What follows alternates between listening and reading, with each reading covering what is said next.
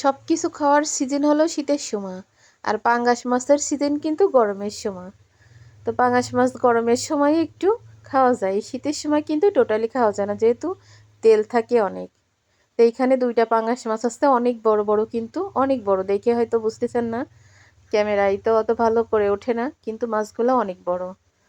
তো আমার পাশে আমার এক ভাসুর পুকুর শেষে মাছ উঠাইছে, তার বাসার পুকুরের পাঙাশ এগুলা। তো দিচ্ছিল তিনটা, তা আমি তিনটা আনিনি, মানুষ হচ্ছে 3-4 জন, তো 3-4 জনের জন্য তিনটা পাঙ্গাস মাছ আনলে তো অনেক বেশি হয়ে যাবে। আর সেইখানে আমি কালকে যেহেতু 6-7 কেজি মাছ কিনেছি, তার ফ্রিজে আমি 10-12 দিনের বেশি মাছ রেখে আমি খাই না, আমার ভালো লাগে না। তো সেইখানে ওইখানে 7 কেজি, এইখানে 4-5 কেজি, তো এই জন্য আর তিনটা নিলাম না, দুইটাই নিলাম।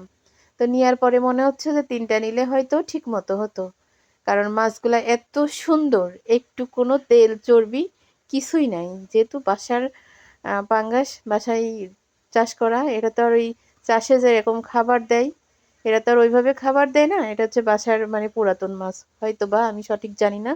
তবে মাছগুলা কিন্তু আঁশ হয়ে গেছে, কোনো মাছে একটু তেল চর্বি কিচ্ছু নেই।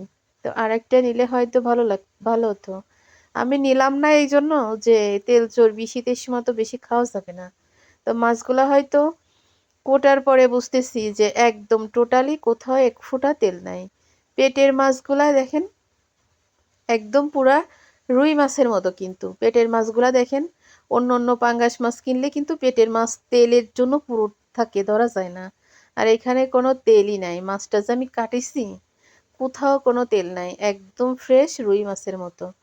তাই মনে হচ্ছে যে কাটা তো কম, ছেলেদের পছন্দ, আরেকটা নিলে হয়তো বেশি ভালো হতো, কিন্তু যখন নেয়ার আর একটা চিন্তা ভাবনা করছি, তখন তারা বিক্রি করতে নিয়ে চলে গেছে, আর নেওয়া হয়নি। তা যাক, যা নিছি আলহামদুলিল্লাহ, অনেক বড় মাছ দুইটা।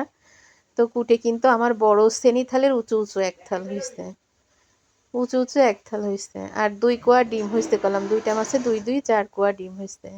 আর মাছগুলার মাথা দেখেন, গলাসি ফেলে দিছি একদম পুরা, দুইটা মাছের মাথা কিন্তু নৌকার মতো হয়ে গেছে, মনে হচ্ছে নৌকা পারাপার করা যাবে মাছ।